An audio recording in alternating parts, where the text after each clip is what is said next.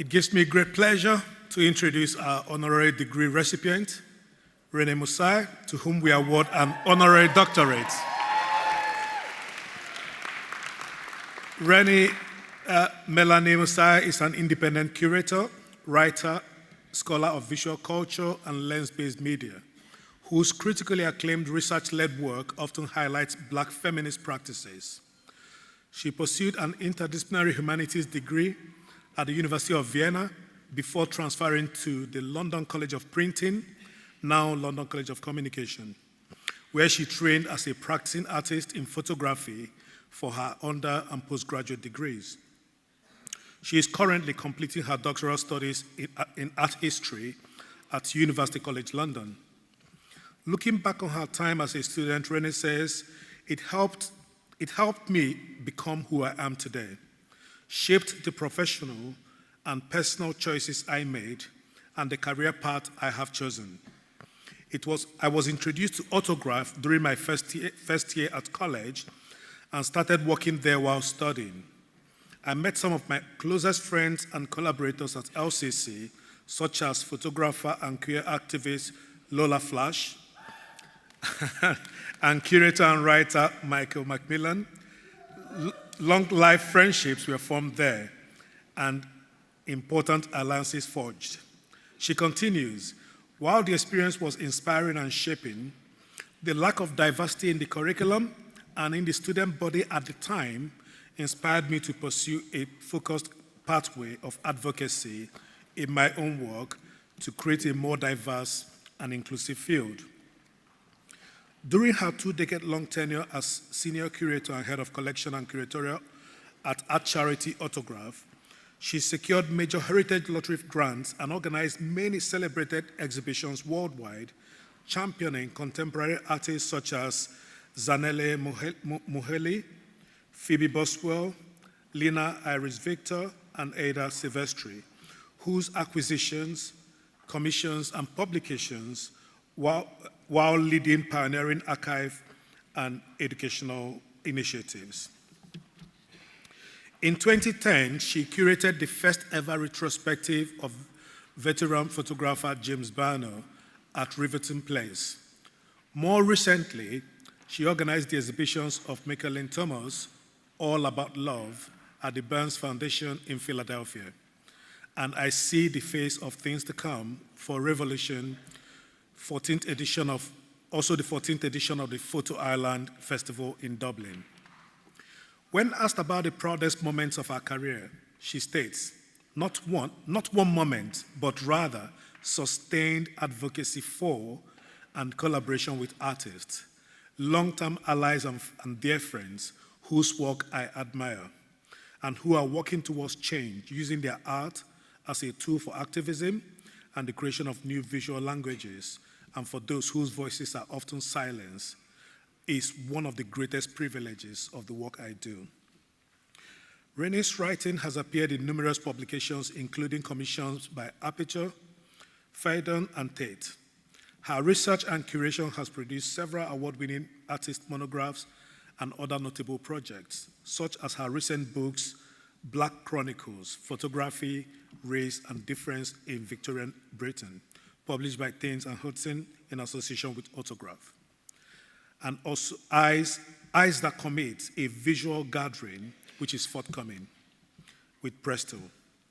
Since 2009, Renee has been a regular visiting curator and non-resident fellow at the Hutchins Center for African and African American Research at Harvard University, and guest lectured at various higher education institutions internationally.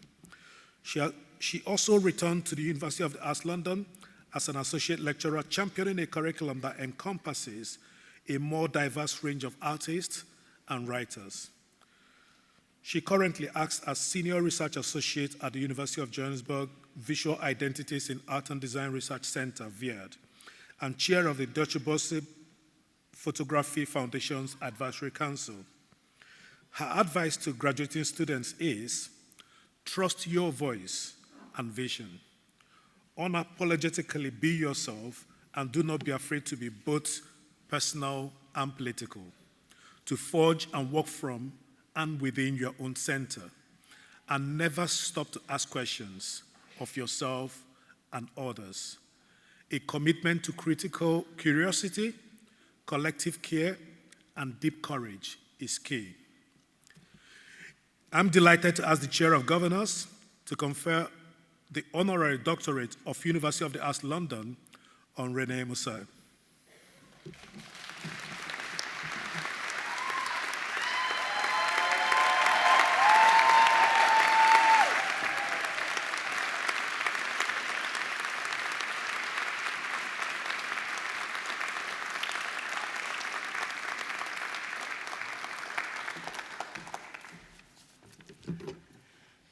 Good afternoon. It is an absolute pleasure to be here. What a beautiful day and what a beautiful crowd. Allow me to begin with a quote by the great novelist Toni Morrison. I stood at the border, stood at the edge, and claimed it as central, and let the rest of the world move over to where I was. I'm delighted to stand here today and accept this honorary doctorate. Thank you, first of all, UAL, for this lovely recognition of my work. It means a lot. But most importantly, warmest congratulations to all of you graduating today. You did it. Celebrate yourself, and please, again, join me to applaud. To applaud you. It is an honor and a privilege to share this moment with you. Know that you carry multitudes within you and that you are full of potential. Your voices and your visions, both individually and collectively, matter greatly. More about that in a moment. I would not be here today if it were not for the love and the support of many brilliant and beautiful people. Friends, family, lovers, allies, including, especially crucially, my wonderful mother, Andrea René, who is here somewhere from Austria today, who has raised me single-handedly, single-motherly against all the odds and in defiance of an ultra-conservative and often racist society. I learned all of my defiance, all of my care, and all of my determination from you, so thank you for everything. And you can see her laughing in the slideshow in the images in the background somewhere. I left Austria, and for those of you who are old or young enough to remember, think 1960s, Julie Andrews and the Sound of Music, Austria, almost exactly 25 years ago, to study photography at LCC with the legendary Anne Williams, former program director, who's also here today. And back then, in late 1999, I was often told that there is no such thing as a traceable or citable Black feminist or queer trajectory of photography or a Black Victorian presence in the archive or indeed an artistic avant-garde outside of Europe. So a lot of my work ever since, with Autograph as well as independently, has been about showing and imagining otherwise, making visible, amplifying and activating an abundance of diverse practices and histories, or rather her stories, our stories, their stories, queer stories, trans stories, other stories beyond the binary. So my first message to you, if something is missing, ostensibly, create it, name it, illuminate it, invent it, activate it, make it your own and on your own terms. As was mentioned, lifelong friendships were forged during my years at college. What was not said, however, when I returned to LCC in 2003, I was not only ambitious and bright-eyed and full of ideas, but I was also very pregnant. And on my due date, instead of attending the hospital delivery suite, I was happily sitting in a lecture theatre at Elephant and Castle. And then wrote my MA dissertation with my now 22-year-old son Malik on my lap. He's also here somewhere today. Second message, don't let anything deter you or distract you from your mission and from your dream, not for too long anyway.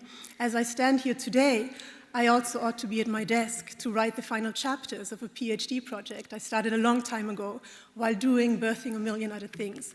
And yes, the irony of and the beauty of receiving this honorary doctorate just literally moments before submitting my actual doctorate is not entirely lost on me.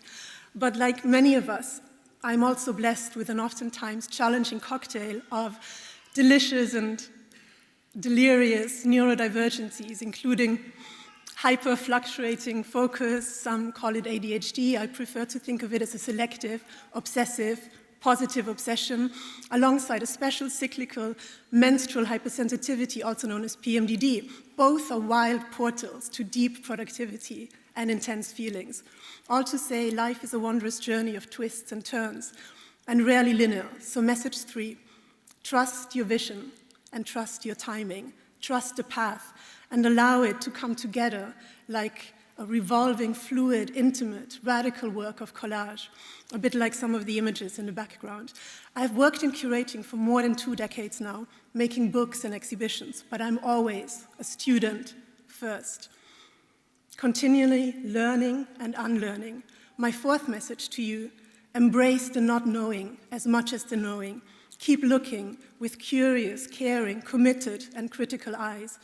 Allow your art, your ideas, your creativity to be your compass, your shelter, your lighthouse, your abode, your salve, your fuel, and your armor, and also your ammunition when needed. We are living in increasingly difficult and precarious times, in a climate that humbles us daily with rising temperatures, a climate where discriminations and invasions and displacements and violations and genocides in the Congo, in Sudan, in the Ukraine, in Palestine are unfolding right in front of our eyes. Here, now, in these times, more than ever, your voices and your visions matter. It is crucial to speak up and speak out, but what I have learned over the years, more than anything else, is that it is the for, not the against, that sustains us the most. For freedom, for justice, for equality, for equity, for our interconnected futures, and for those who are often silenced. Because no one is, as Angela Davis teaches us, no one is free until we are all free.